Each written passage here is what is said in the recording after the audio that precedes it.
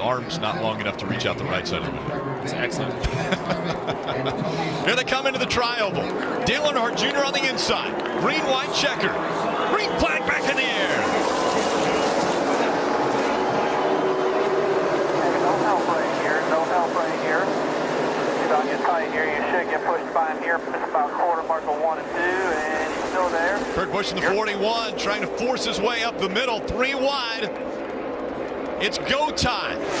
Just 2 laps of racing to go at Daytona. 88 got a good start. Now it's all about blocking. He's going to have to block these big runs that are going to come from the 11 and the 48. The only other car to get by the 88 tonight has been the 48. Now Denny Hamlin running second. Side by side for third. Kevin Harvick in the 4. Jimmy Johnson in the 48. This time by, they'll see the white flag. Dillon Jr. back to the bottom of the racetrack to block. White flag in the air one more time around Daytona.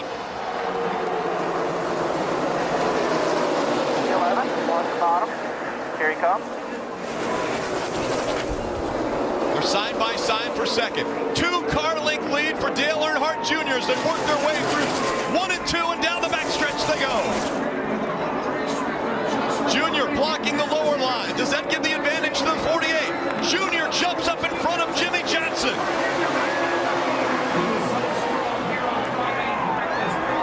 To the bottom of the racetrack, Dale Earnhardt Jr. trying to stay in front of the pack.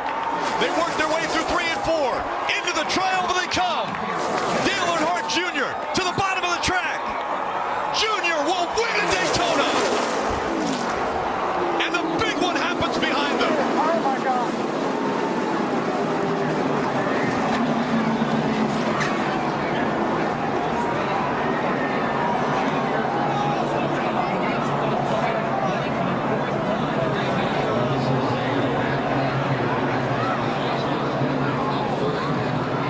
Of Austin Dillon into the catch fence.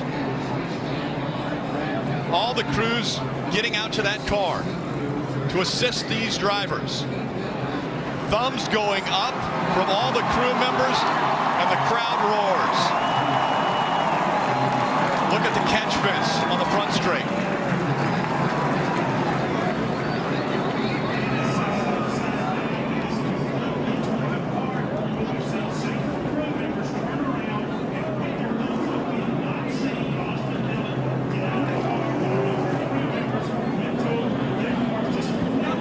Crew members pulling. Austin Dillon out. He's walking. The damage to the 4 of Kevin Harvick. What an incredible sight to see Austin Dillon walking away from that 3 car that is demolished.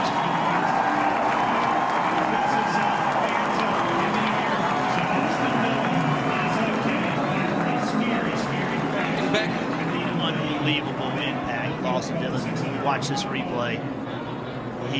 When he gets in the catch bench, the car comes to a complete stop. I've never seen a car stop that quickly before. And again, they're going upwards of 190 miles an hour through the tri-oval. You see where that car got up into the air and into the catch fence. And as you mentioned, it came to a stop right there. You see the fence is pulled away, but the cabling, the horizontal cabling is still intact. They try to keep the car, any large pieces of the car, on the racing surface and out of the stands or the walkway area there. There is the engine. Incredible impact. Unbelievable. And what an incredible sight to see the thumbs going up from the crew members that were checking on Austin, and then Austin Dillon to walk away from that accident.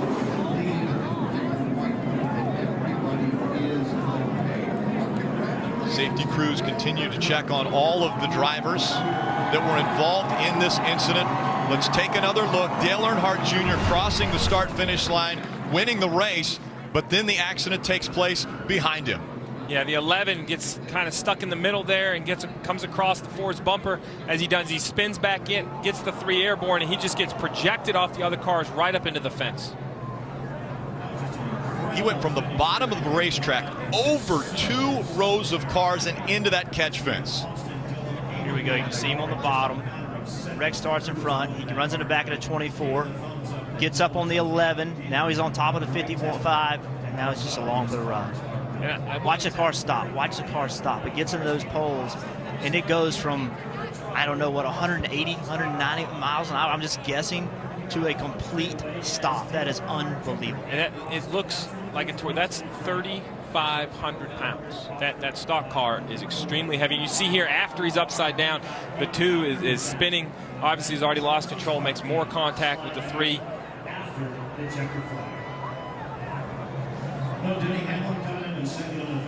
11 and the 4 to get together. Here we are at the start-finish line.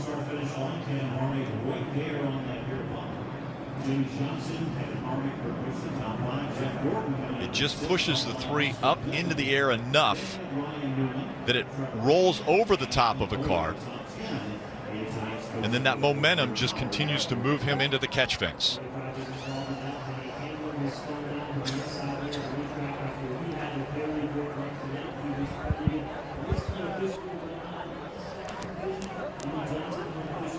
Let's ride along with Kevin Harvick. Top's covered. Middle's open.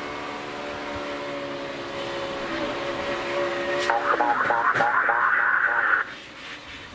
Oh, we got a terrible wreck behind you. Just hold her straight, buddy. Hold her straight. And you heard Kevin Harvick, as much as he wants to get the start-finish line, as he sees the 11 start to spin, he's out of the gas. It's just line after line of car pushing everyone through there. Take another look at this real time.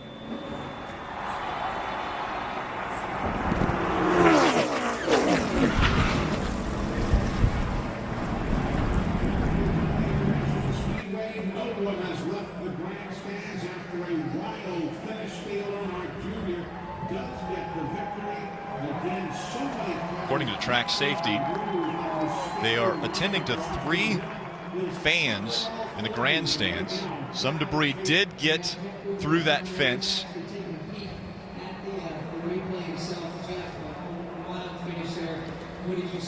One of the most amazing things I've seen tonight, and we've seen a lot of incredible things, but one of the most amazing things is when that crew pulled Austin Dillon out of the 3, and Austin Dillon is able to walk out of that accident, out of that crash, and then acknowledge the fans by waving to them. I hope everybody's okay. That's a scary, scary accident, but I just know A lot of cars involved as they had crossed the start-finish line.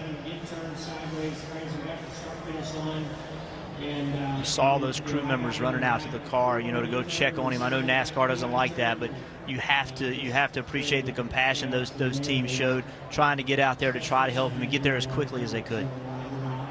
Well, that sign there, when those crew members put the thumbs up, and they knew, they were all looking around going, okay, I know we're not supposed to be out here, but that looks so incredible. Hang on, this will be a wild ride. That was Tony Stewart going underneath the 3. And here was the response from Austin Dillon after he got out, pulled the helmet off. The crowd was roaring at this point in time. Yeah, this has to be the best sight of the night. You know, this is the scary part of auto racing. So when you see a big accident, you see Austin Dillon get out. He's removing, what he's removing there is his head and neck restraint. It connects to his helmet to keep his helmet from overextending somewhere. A Hans device, that's another version of it. Another safety innovation really that's been required in NASCAR for a few years now. Almost overshadowed is the winner of this race. Dale Earnhardt Jr. once again in victory lane. We go to Marty.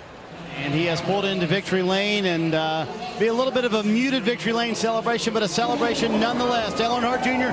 back in victory lane in Daytona.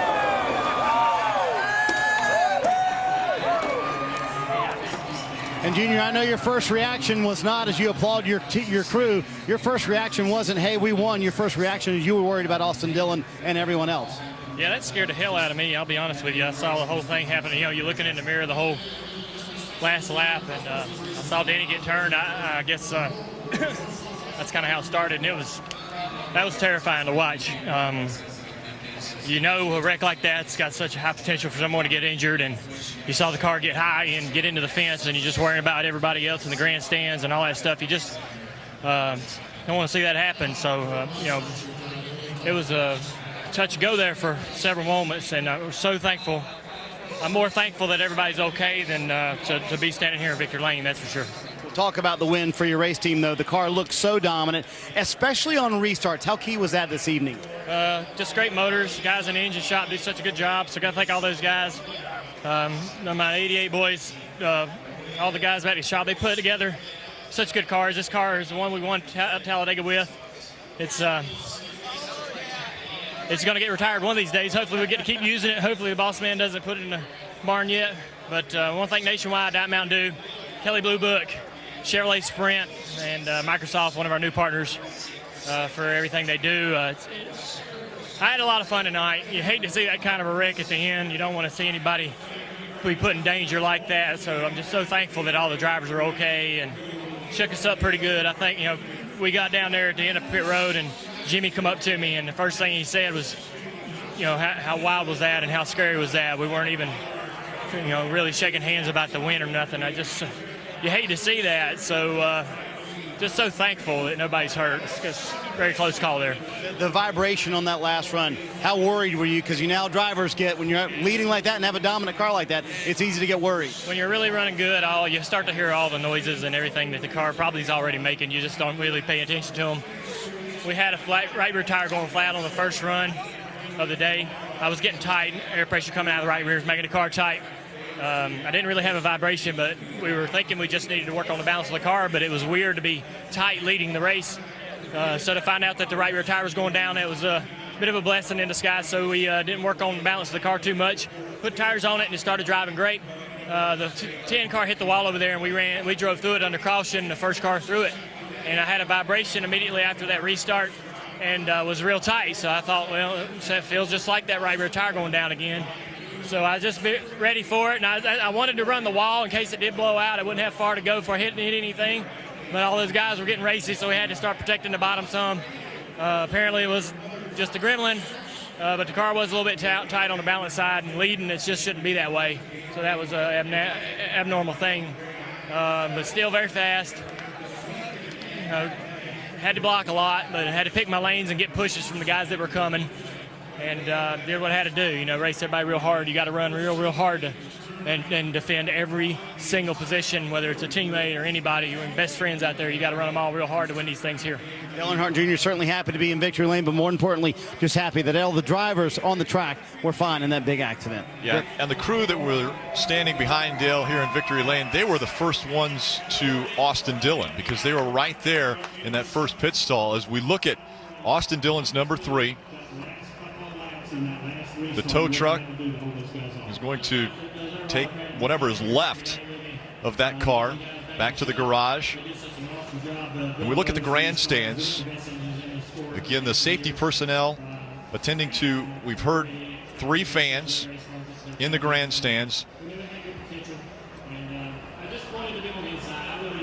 Look at the catch fence and what is left of it.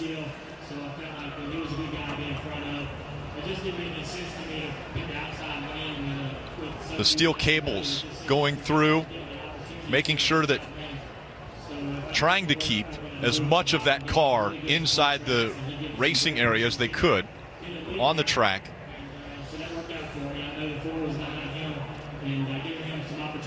Here's the end of the race once again.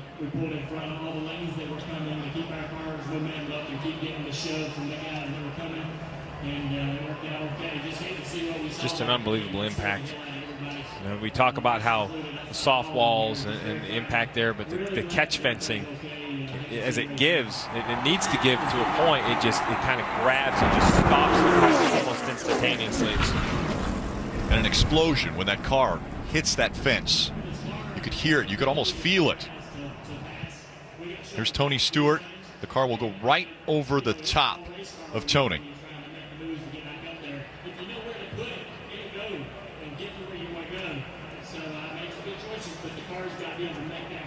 Just never seen a car stop at that rate. I mean, going from that fast to essentially zero.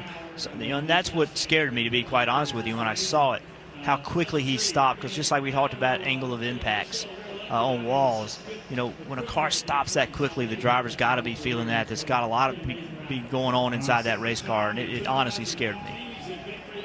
Thought about, you know, his dad, his mom, Mike Dillon, his granddad, his grandmother. I mean, that's the first thing that was going through my mind. The reinforced catch fences. After Kyle Larson in the Xfinity race got into that fence, they worked on it, they honed it, they tried to reinforce it. That car, obviously 3,500 pounds, it was able to shear off 2 of the poles on the front stretch. We're hearing from NASCAR that the safety and the health and services there, they're attending to 3 fans in the grandstands, but they're attending to them with minor injuries, is what we're hearing. That's wonderful news, because as you see, you know, the car stays mostly intact as far as the driver compartment is concerned, but there's a tremendous amount of pieces missing off that car. The entire front engine is missing, and you know, it doesn't take a small piece at that speed. It can be a dangerous item. So it's great to hear that they're attending to minor injuries, and the car, even as damaged as it is, the driver compartment is intact, which is great. It kept its integrity around the driver the best it could. You see here the solid sheet steel next to the driver, and the driver's door stayed intact. The floor pan is intact. The 2, the 11, and the 6, all involved in this accident, have been to the infield care center. They've been checked and released.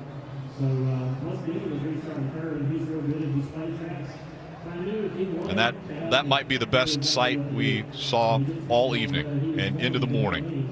One of the drivers that was involved in this incident and was in the infield care center, standing by with Mike Massaro. And Denny Hamlin just taking his first glance at the replay there, Rick, and getting a sense of what happened behind him. What did you see? Well, I really didn't get it. They got to run it back. But the 4 was pushing me, or was trying to push me to the line. And you know, he had us jacked up. And we crossed the line, I thought, or we were close. Yeah, I mean, he's trying to help. But it just wrecked a bunch of stuff. You know, at some point, you know, none of us were going to win the race for second and third, so we all have wins. So, you know, at some point you got to hit the concede button. But yeah, you know, also took one heck of a ride. Wow.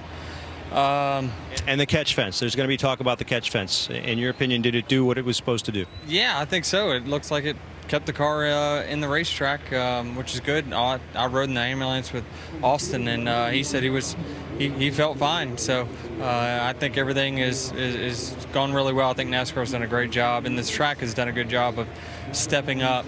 We're gonna, anytime you get these cars turned around backwards at these speeds, there's gonna be lift, and we're gonna get these cars in the air. It's just part of physics, and so I think everything did its job there.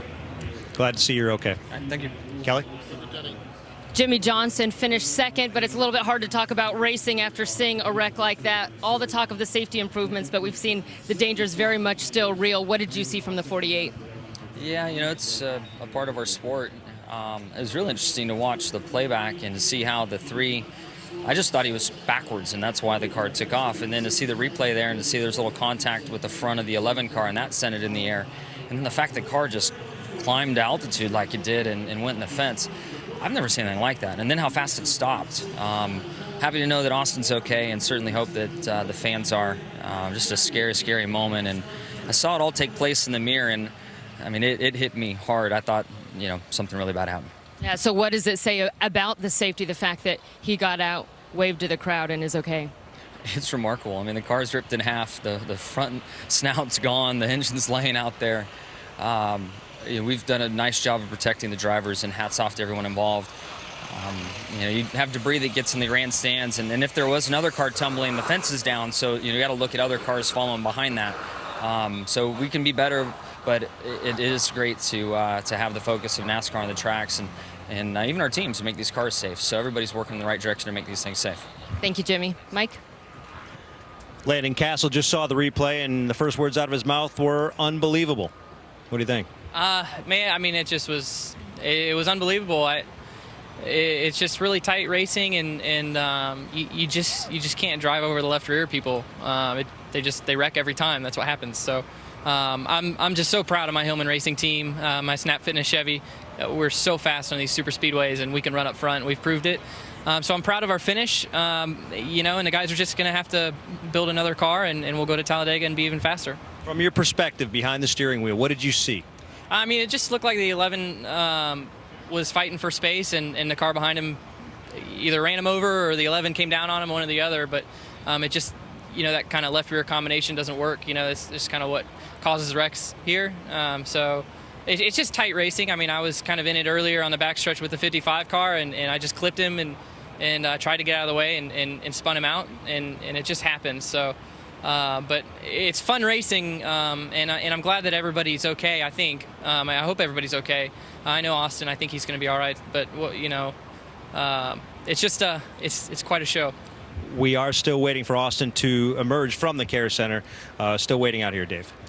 Jeff Gordon is on pit lane, hopped out of his race car. Jeff, describe what you've been watching here. Oh my gosh, chaos! I mean, it's crazy. Just, I'm so glad Austin Dillon's okay. That's a violent wreck, and I hope the fans are okay as well. But that was a crazy one. It's going to be crazy. I mean, right from the start, I thought it was a wild race. It was just a lot of action, crazy stuff going on. Our Exalted Chevrolet was excellent. It was so good. A couple moves here and there. It's so hard to predict these races and what line to be in. And one time they came up the middle, I thought that was the place to be.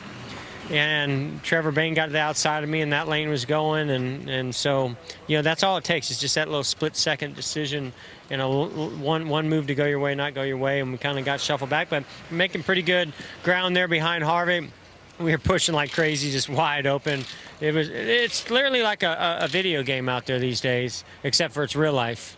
And it's crazy. It's really crazy. I love Daytona. This place has been amazing for me. Can't believe that this is my final race here. But after going through that experience, I'm glad I only have one more restrictor plate race left. Yeah, you kind of passed on those early on in your announcements. Jeff, your teammate was dominant. But did you ever think there was a time here, maybe just for my last Daytona, this car is good enough to get me to victory lane? I think all the Hendrick cars were strong enough to win. But Dale is so good. You get him up front, and he's just so good, picking the lanes, controlling the race, and he's got a fast race car as well, but he does an excellent job. Congrats to those guys. I mean, the restarts, everything, he just did it right, and came away with a great victory for him and for Hendrick Motorsports. Jeff Gordon, unofficially 6th here tonight. Rick? Yeah, in his final run at Daytona International Speedway. Dale Earnhardt Jr., it's his 10th career restrictor plate win. He has actually won 3 of the last 7 plate races. Yeah, you see here on page 2, great runs for Casey Mears, David Reagan, Landon Castle, Justin Allgaier. All these guys look forward to coming to the Speedway races. It really gives them an opportunity to run up front. We saw Kyle Busch in 17th. Remember, averaged about a 14th place finish if he wants to get into the top 30. And all these guys obviously didn't get the finishes they wanted, 21st through 30th. The top 27, when that race ended, only 3 out of the top 27 were not involved in that wreck. We look back through the remainder of the field. Carl Edwards, a very tough night for him. Brian Scott, another disappointing night. The chase grid. Now only 9 races to go before the chase. Jimmy Johnson with 4 wins, multiple wins now for Dale Earnhardt Jr. He gets his 2nd of the 2015 season. See, Clint Boyer's climbed his way into the top 16, and Ryan Newman, we didn't talk about him all night, but Ryan Newman finished 8th, and now he's 15th in points.